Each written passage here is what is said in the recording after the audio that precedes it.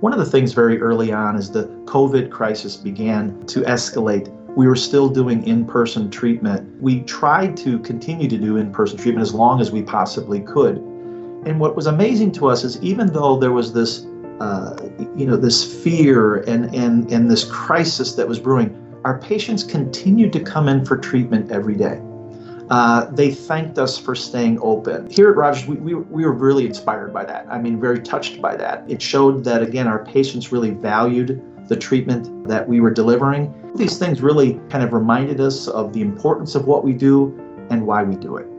The forced isolation due to the public health crisis is really a breeding ground for depression and anxiety. We had to quickly pivot to a telehealth video platform. So all of our outpatient programs, our intensive outpatient and our day treatment programs have all moved to this video platform.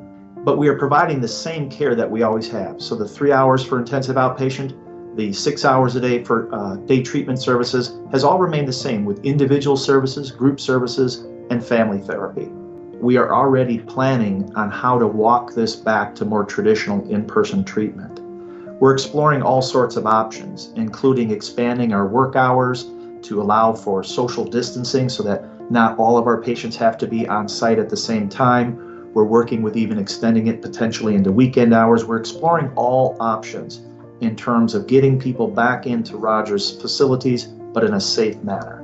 For our inpatient and residential services, of course, the patients have to be here for service.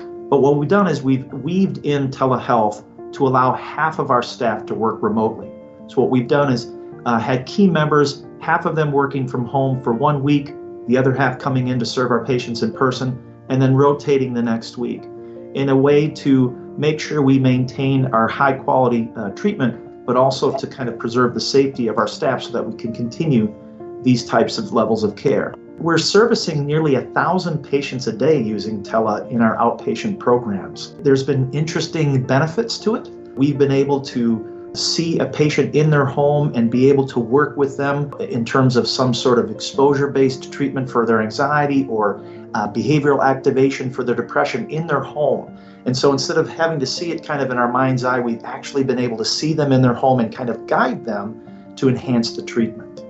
The future of telehealth at Rogers, I think, is interesting and bright. We've certainly seen that some of our patients prefer telehealth. They prefer the convenience of telehealth. The number one barrier every month is I live too far from a clinic. I'm not able to drive the 2 or 3 hours each way every day to engage in treatment. Telehealth eliminates that barrier. So we've been able to provide treatment to so many other patients that we otherwise were not able to do so. During these difficult times, obviously, we hope that you and your families are all safe and well. And we are so proud of the work that we're doing here at Rogers and the treatment teams and the frontline staff who continue to come in every day and face the challenges that we have.